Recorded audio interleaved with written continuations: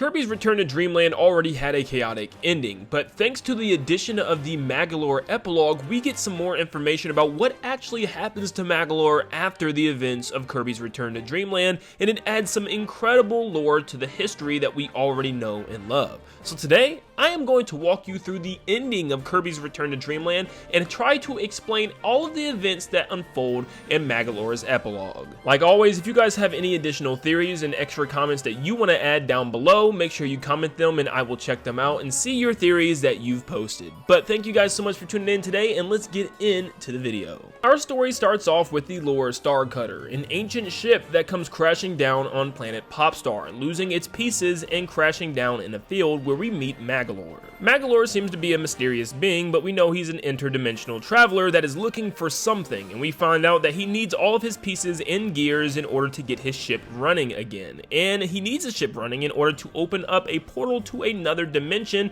in order to gain the Master Crown. Kirby and his friends then set out on their adventure to go around Dreamland looking for the missing pieces of the Lore Starcutter in order to help their brand new friend Magolor. Once all the pieces are collected, they all join Magolor on the Lore Starcutter in order to warp to Halcondra, where once again Magolor is trying to gain that Master Crown, but finds the enemy that has defeated him in the first place, being Landia, the holder of the Master Crown, and the ones that shot down and broke the ship the first time. And they do it once again, bringing the ship down in Halcondra, leaving Kirby and his friends to go track down Landia and take back the Master Crown.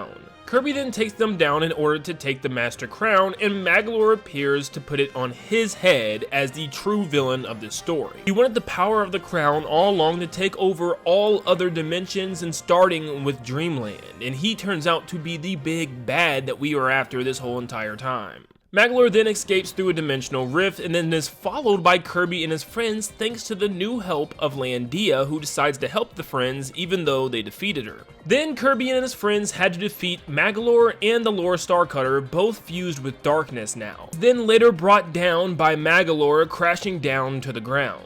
And then the final battle commences. Kirby and his friends have to defeat Magolor in his brand new Ultra form, with tons of abilities and power-ups thanks to the Master Crown. Kirby is then able to use the Ultra Sword to slice through Magolor, but that's still not the end of him, as he's able to transform into something even darker, being the Soul form of Magolor. In this form, we can see that the Master Crown is slowly consuming the wearer, as it's kind of growing around its arms and transforming Magolor's appearance completely. Magolor is now hardly in control. The Master Crown's evil is just taking a hold of him. However, at the end, Kirby and his friends prevail, and they end up defeating Magolor once and for all. Well, at least they think they do.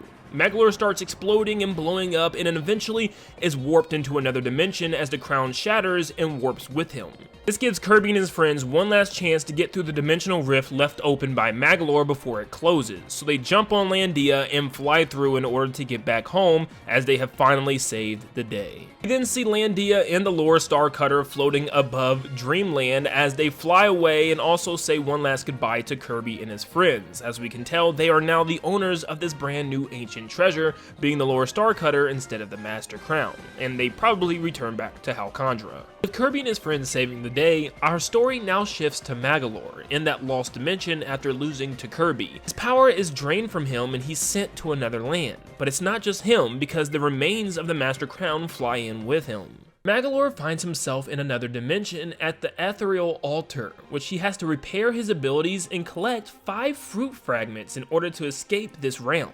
So Magolor goes throughout his adventure collecting fruit fragments and also powering himself up in the process, and he explores 4 different dimensions named Arrowgree Dimension, Pyred Dimension, Possiblue Dimension, and the Locandra Dimension to find the pieces of the fruit that he's missing. Coming up on his final fruit piece, he comes across some new sphere doomers that he actually has not seen throughout the entirety of his journey, and these sphere doomers are actually rampaging doomers with a brand new design and gold plating all over their bodies for some reason, and Magolor is unsure why this is right now. Magolor then collects the final fruit piece and brings it to the altar in order to form the gem Appleseed. The pieces of the Master Crown sense this brand new energy, and they form together to form a brand new Sphere Doomer in order to consume the Gem Apple Seed. And this Sphere Doomer is the Crowned Doomer. Now this is what actually makes this very interesting, because we never saw a Sphere Doomer and Master Crown connection until now. They just were in the other dimension there to collect pieces of the Lore Star Cutter. The only thing we know is that they are entities that are attracted to ancient technology, as they were the Lore Star Cutter gears and now obviously the Gem Apple Seed. And maybe it's because they are all conjured up from one of these ancient technologies, being the Master Crown, which could make the Master Crown the creator of the Sphere Doomers. One thing we'll actually notice throughout Kirby's adventure is that lots of the realms within Halcondra were a lot darker, and they had more Sphere Doomers only in Halcondra's rift zones.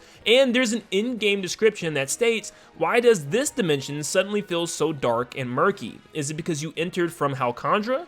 There are a lot more Doomers here too, and some are even pairing up and working as a team. So maybe it's a darker realm and there's more Doomers because this is Halcondra, where the Master Crown actually was at that point, and the Master Crown is filled with dark energy that's causing more of these Sphere Doomers to appear in the other dimensions only in Halcondra more often than that of Popstar. So Landia was potentially keeping the crown safe in the overworld, but in another dimension at the same time, Sphere Doomers were running rampant. We know the Master Crown has the ability to open dimensional rifts, so maybe it was still causing chaos somewhere else, even though being controlled by someone of pure heart. Now right now it's impossible to pinpoint exactly what the Sphere Doomers are, because they could just be evil entities within another dimension and attracted to any power sources, and maybe the Master Crown just conjured one up and had that power to do so. So who really knows, but at the same time it does feel like there's some type of connection with the Sphere Doomers and the Master Crown. The Grand Doomer, however, looks a lot different. It has elements of the Master Crown with gold plating as its tail and also 2 gold gears as horns on the top of its head, along with gold plating and gems in its wings in order to conjure up magic. Once defeated, the Master Crown then seems to fuse with the Gem Apple itself in order to create an abomination that is a giant tree with gold plating and a giant eye in the middle. Then Magolor is sent to another realm in order to fight this monstrous beast. This area seems to be outside of another dimension in an actual world somewhere. There seems to be an apocalyptic event happening in the background. It's unclear if this is happening thanks to the Master Crown's power or if this was already happening when they arrived, but I'll get more on this in a second. Thanks to this new transformation, it seems to simply be an ancient evil corrupting the apple to create the monster's tree, but I have seen theories of people wondering if there was actually an evil tree, but I don't think that's the case. There is no evil tree imprisoned within the crown, but there is an evil entity within the crown itself. As soon as Magolor takes his new form and we see his cutscene of him entering the arena, you can see the Master Crown actually wiggle and move around, and a lot of people thought the crown itself was sentient. But that doesn't seem to be the case. It's the evil that's inside the crown that seems to be the thing that's corrupting everybody. The crown is simply just a vessel that's holding this ancient evil inside. The crown seems to be nothing more than armor that the ancient evil uses in order to plate up whatever it corrupts in order to give it protection. We saw the crown give Magolor golden roots that wrapped around his horns and also a golden claw to hold his body in frame. You can see the golden plating that it uses around the Sphere Doomer to make it stronger. Of course now we see the golden plating wrapping around the roots of the tree and also corrupting the wings as well. That ancient evil seemed to rest within the crown, but with the crown shattered, it's able to move freely within another dimension and find different things to corrupt. It had no person to watch over it like Landia was able to, and the reason Landia was able to place it on their head and be protected is because they were pure of heart. And thanks to the in-game description, we know that the Master Crown can consume one's soul, because it states the unlimited power of the Master Crown comes at the expense at the user's soul, which the Master Crown then consumes. My theory is that there was an ancient evil, and the ancients actually sealed it within this crown and needed a protector of the crown, so they put it on Landia, which they knew was pure of heart and that they could protect it in Halcondra for many years to come. But obviously there is other forces out there like Magolor that wants the crown for themselves that will expel that same evil. As far as what that ancient evil really is or what it's called, it's unsure right right now, but we have seen the Master Crown appear in various different Kirby games, but I'll get to that in a later video. But let's get back to the battle arena for the final boss with Magolor. Once again, it's unclear if the apocalypse is due to the Master Crown or if it has something to do with something else of that world. The Master Crown fused with the Gem Apple Seed. Unless the Gem Apple is that powerful, I don't see how it's able to cause such catastrophic damage to everything in the background, which also leads me to believe that maybe it's not due to the Master Crown itself. After all, we don't see the Master Crown technically come through that portal in the sky. It simply just drops down, which is hard to say if they're trying to mean for it to come through the portal or just drop down from the top of the screen. This very well could be another part of Halcondra, and that would make sense that the tree is causing the battle to be there because that's where the Master Crown was for so long, and that's where the tree wants to go back to fight maybe. Or this could be, I'm sorry, I had to say it, potentially even the Forgotten Land. Maybe the destruction and chaos could be when Fecto Elfilis actually first invaded this world.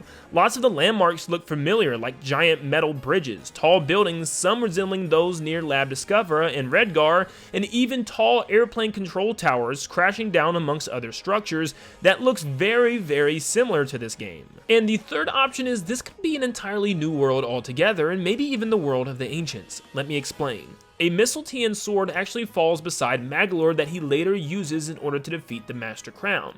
We also see swords very similar to this one at the Ethereal Altar for some reason, and we don't know much about this altar, but the altar seems like it was ripped and warped from a location and sent here for a reason. So maybe the location for that final battle is home to whoever sent the altar to another dimension, and possibly even the home of the Ancients and the creators of the crown in the first place. Maybe it's why the crown chose to take Magolor to this location, or is thanks to the fact that it fused with the Gem Apple Seed where the altar is from this location. Maybe it just warped them both here. And maybe this is what happened to the ancient civilization. The Master Crown lost control and started rampaging everywhere, and Landia had to take control over the crown in order to keep it under control. Magolor is then able to weaken the tree just enough to use the nearby sword in order to create the Ultra Sword, the same way Kirby defeated him and destroys the tree in a very similar manner. Magolor then redeems himself, destroying the Master Crown and the evil entity, apparently for good. But before he can escape through the dimensional rift, he shows a bit of regression, a little bit of anger of everything that he's done, and also new hope. And I love this little animation they give him. Thanks to the images in the credits, we see Magolor then gets sent to the Dream Kingdom with a small gem apple in hand. He has new green and white colors, and it's his chance to become a new person now, a better person. This actually leads straight up to the events of Kirby Clash on the 3DS, where he actually plants this gem apple seed in order to grow the gem apple tree and run his own shop, where he runs our pockets with microtransactions. We also see him again in Super Kirby Clash. However, he constantly reintroduces himself as if no one knows who he is. I don't know if Nintendo just did this on purpose because they didn't have a reason for him to be back then at the time of making these games, and now they do. So this could be up to Nintendo, or maybe he chooses to start fresh and reintroduce himself as a new person now. He's a new Magolor. There also is a chance where maybe on his escape, it made him forget the events of Return to Dreamland, or maybe made everyone else around him forget those events. It's not quite sure right now, and maybe it's just a thing that Nintendo decided to go with this game, but he always reintroduces himself to Kirby and his friends. But there is also a big however once again, because we know thanks to Kirby's 20th anniversary, new copyability missions were added to that game in an amusement park. And we know that amusement park was built by Magolor in order to show his apologies to Kirby and his friends. And we know that amusement park grew up into Merry Magoland in Kirby's Return to Dreamland Deluxe, so we know sometime Magolor actually left Dream Kingdom to come to Popstar in order to build this amusement park, which means that he definitely does remember Kirby and his friends, and they remember him also if he came back to apologize. So what's going on with the Dream Kingdom? I'm not quite sure. I think it's just a little problem that Nintendo ran into because they didn't expect to go back in time all these years later to give Magolor an epilogue story, but it's interesting nevertheless. That is the ending to Kirby's Dream Land Deluxe and the Magolor Epilogue Explained. Let me know in the comments down below if you guys have any theories or questions of your own, and I will be sure to make more videos on this because there's a lot of different lore implications here, and I can't wait to dive into them. Give me your lore implications as well. Give me what your thoughts and processes are with your experience with the end of this game, and thank you so much for tuning in. If you really enjoyed this ending explanation, please stop what you're doing, make sure you leave a like, and subscribe to stay up to date on all things Kirby and Nintendo in general. And like always, I'll see you all on the next one. See ya, guys.